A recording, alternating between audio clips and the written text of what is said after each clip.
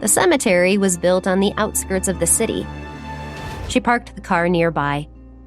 Just as she was about to enter the cemetery, she saw an old man who was an attendant at the cemetery. When the old man saw Natalie walking over, he asked her, "Lady, whose family are you from? Who are you looking for?" Natalie said, "I'm looking for someone, a mourner. Have you seen Billy Wicker here recently? I think he might have come to visit his mother's grave."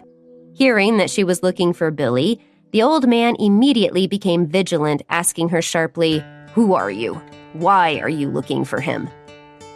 She suspected from the old man's reaction that Billy must have been there, or perhaps had come here before. "Look, don't misunderstand. I'm here to help him. I'm looking for him because I'm worried about his well-being. Can you take me to see him?" The old man looked Natalie up and down and thought that she seemed straightforward and genuine. "Okay, I will take you to him. He has had a bitter life. Things got better, but now he is suffering again." While they were talking, the man had brought Natalie to an area at the far end of the cemetery.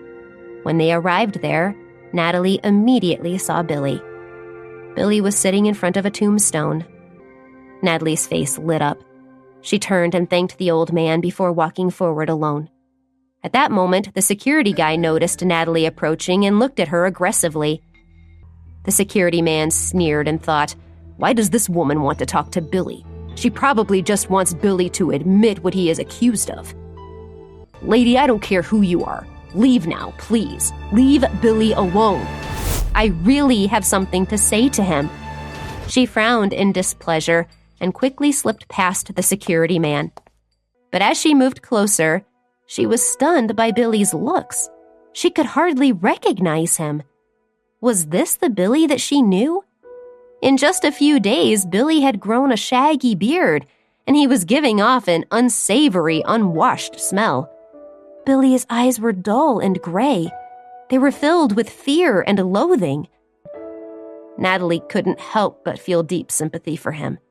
Such a kind and beautiful person, and he had been framed like this. Where was the justice in that? Natalie called out to him softly, "Billy, you..." She was halfway through her sentence when her words of consolation dried up.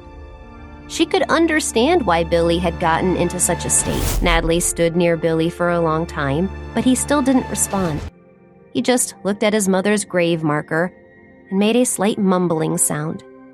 After waiting for a while, Natalie got anxious and walked over so that she was standing right next to Billy. "Billy, I'm here. Did you say something?"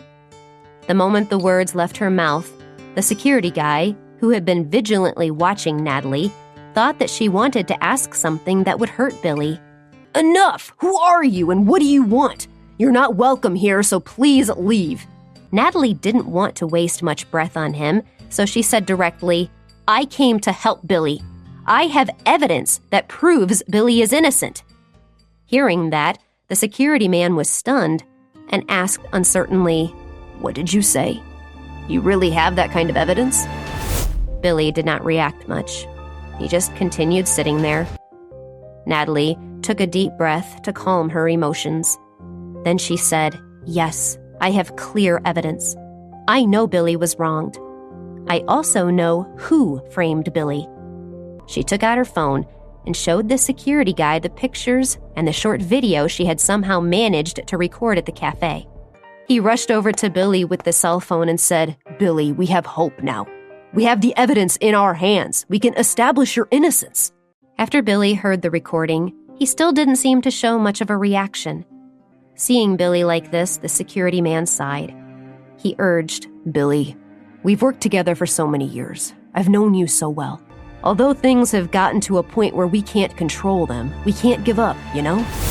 Billy sat there unmoving for a long time, and eventually, Natalie went over and gently sat down beside him. She said softly, "Billy, do you remember when we first met? Do you remember how you accidentally spilled wine on my clothes? Actually, I didn't blame you for that, but you kept apologizing like a child who had done something wrong." Natalie stole a glance at Billy and saw that there was a trace of confusion on his face now. She heaved a long sigh and said, I can understand your current mood. You have always been so kind to everyone, but now you're accused of things you would never even think of doing. I also believe that justice is in the hearts of people. If you continue to persevere, the sun will shine for you again one day. Hey, I'm Natalie. If you're wondering what happens next, download the Pocket FM app now and listen to the exciting episodes of The Return.